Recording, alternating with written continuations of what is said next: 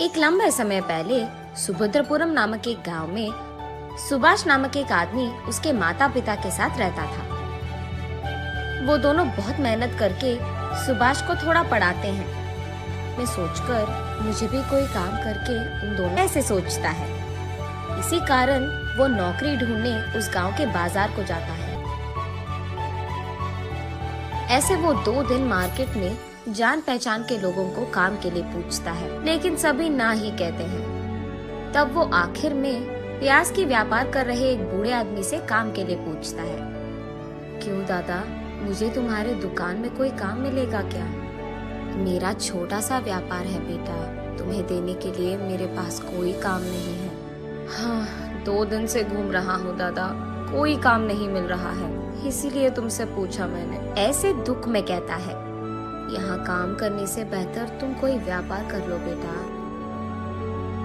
मेरे पास व्यापार करने के पैसे कहाँ से आएंगे दादा? उतने पैसे ही होते तो मैं नौकरी के लिए सबको ऐसे पूछ क्यों लेता?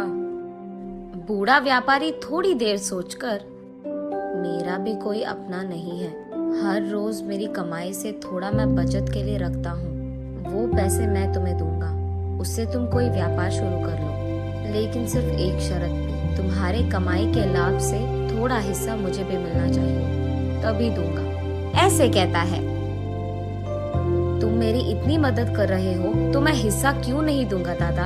अब से तुम भी हमारे घर आकर हमारे साथ रहो दादा, अगर तुम्हें ऐतराज ना हो तो। ठीक है बेटा, मैं तुझे पैसे दे दूंगा, उन पैसों से तुम्हें कौन सा व्यापार करना है इसका फैसला करो। ठीक है दादा, ये कहकर वो वहाँ से अपने घर चले जाता है।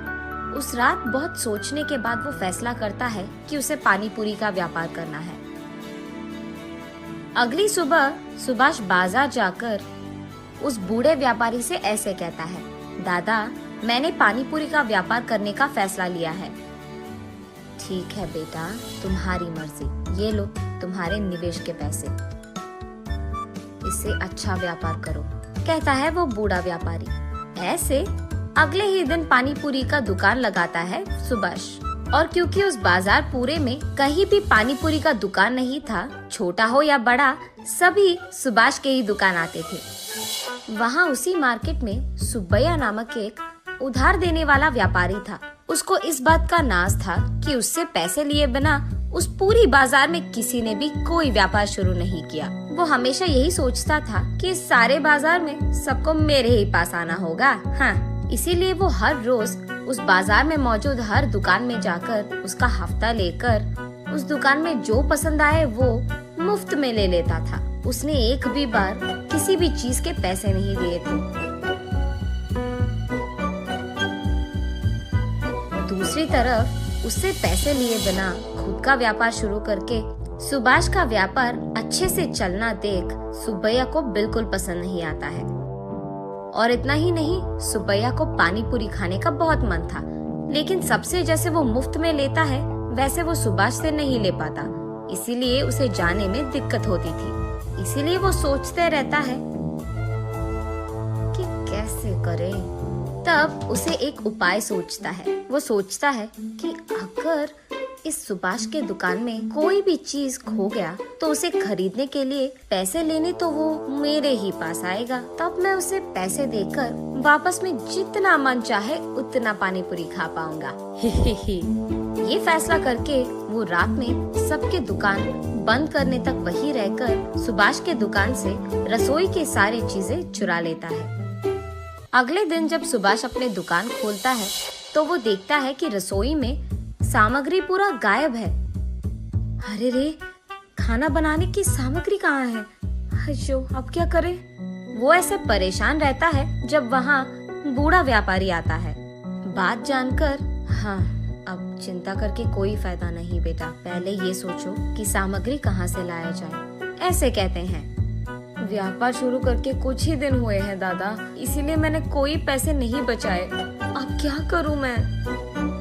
ठीक तभी सुब्बैया वहाँ पहुँचकर कहता है, हाँ, इतनी सी बात, अब जो गया वो गया, उसके लिए अब चिंता की क्या जरूरत है? वो सामग्री खरीदने के पैसे मैं दे दूंगा। बस जल्दी अपना काम शुरू कर लो, ऐसे कहता है।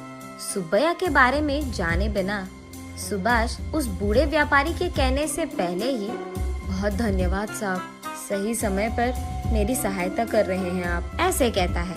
फिर सुब्बैया सुभाष को पैसे देके वहाँ से चले जाता है। ये क्या है बेटा, आगे पीछे सोचे बिना तुमने बस सुबह से पैसे ले लिया। क्या हुआ दादा, मैंने क्या गलती कर दिया?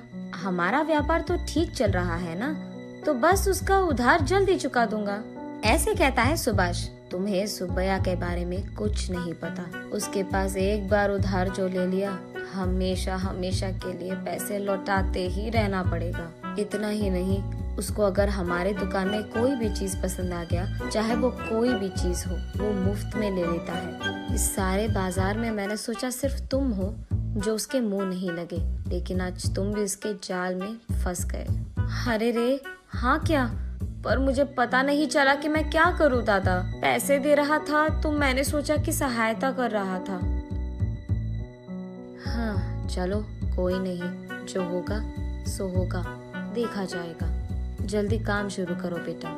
ऐसे वो दोनों अपने अपने व्यापार शुरू करते हैं। शाम होने पर सुब्बैया सुभाष के पास आकर एक प्लेट पानी पूरी दो, ऐसे कहता है। तब सुभाष उसे एक प्लेट पानी पूरी देता है। उसके खाने के बाद एक और प्लेट पूछता है और उसके बाद एक और प्लेट और एक और प्लेट खाकर कहता है, बाबू सुभाष, आज के जितने पैसे तुझे मुझे देने हैं उसमें आधा पानी पूरी का बिल समझकर बाकी आधा दे दो, ऐसे कहता है। ये सुनकर सुभाष चौंक जाता है। अब कुछ नहीं कह पाता है, इसीलिए वो बाकी के पैसे सुब्बैया को उधार के पैसे समझकर दे देता है। ऐसे ही हर रोज 4 प्लेट पानी पूरी खाकर उसके रोज के मेहनत के पैसे लेकर जाता था। इस कारण सुभाष को समझ में नहीं आता है कि वो कितना कमा रहा है और कितना गवा रहा है। अगर ऐसे ही चलता गया तो मैं उधार के पैसे कभी नहीं चुका पाऊंगा और आगे नहीं बढ़ पाऊंगा। नदी के किनारे एक पेड़ के नीचे बैठ जाता है। वहीं से गुजर रहे एक साधु उसे देख उसके पास आकर कहते हैं, क्या हुआ बेटा, इतने चिंतित बैठे हो, सब ठीक है? तब जो कुछ भी हुआ सुभाष उन्हें समझाता है। इतना ही, ये कहकर उनके बैग से एक प्लेट निकालकर उसे सुभाष को देकर ऐसे कहते हैं, ये एक माया प्लेट है, इसमें जो भी डालो एक के बाद एक आते ही रहेगा, लेकिन ये एक ही बार काम करेगा। तुम अपने तेज दिमाग से इसका सही उपयोग करो और अपने आप अपनी मुसीबत का हल ढूंढो, ऐसे कहते हैं। बहुत बहुत धन्यवाद स्वामी, ये कहकर वो दोनों वहाँ से अपने अपने रास्ते पकड़ते हैं। अगले दिन सुभाष हमेशा की तरह अपना दुकान चलाते रहता है। सुब्बैया वहाँ आकर हमेशा की तरह, सुभाष, एक प्लेट पानी पूरी दे दो बेटा, ऐसे कहता है। जी साहब, अभी दे दूंगा, लेकिन आज मैं एक शर्त लगाऊंगा, अगर आप मंजूर है तो ही दूंगा। अच्छा बताओ कौन सा शर्त है? प्लेट में मैं जितने पानी पूरी देता हूँ उतना आपको छोड़े बिना पूरा खाना होगा। अगर आप खा पाए तो मैं हर रोज आपको दुगने हफ्ते के पैसे और दुगना पानी पूरी दूंगा, और अगर आप नहीं खत्म कर पाए तो मेरे से ही नहीं, इस बाजार में किसी से भी आप मुफ्त की कोई चीज नहीं लोगे। मंजूर है? सुब्बैया थोड़ा सोचकर, हैं, इतनी सी बात, एक प्लेट में कितने ही पानी पूरी रहेंगे? ज्यादा से ज्यादा 10 ही रहेंगे, खा के प्लेट फेंक भी दूंगा। ठीक है सुभाष, मुझे ये शर्त मंजूर है, दो वो पानी पूरी का प्लेट। ये लो साहब, ये खाओ, ये कह के वो प्लेट देता है। सुब्बैया जितना भी खाए उस प्लेट में पानी पूरी खत्म ही नहीं हो रहा है। सारे पानी पूरी वही के वही रह जाते हैं। ऐसे 1 घंटा बहुत मेहनत करके खाने के बाद भी पानी पूरी के प्लेट में सारे पानी पूरी वैसे के वैसे ही रहते हैं। मैं थक गया,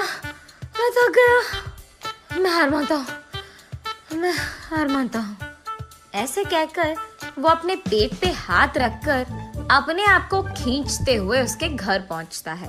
ये देख उस बाजार में सारे दुकानदार सुभाष की शुक्रिया अदा करते हैं कि उसके वजह से उनके मुसीबतों का हल मिल गया। और सुभाष अपने मन में साधु का धन्यवाद करता है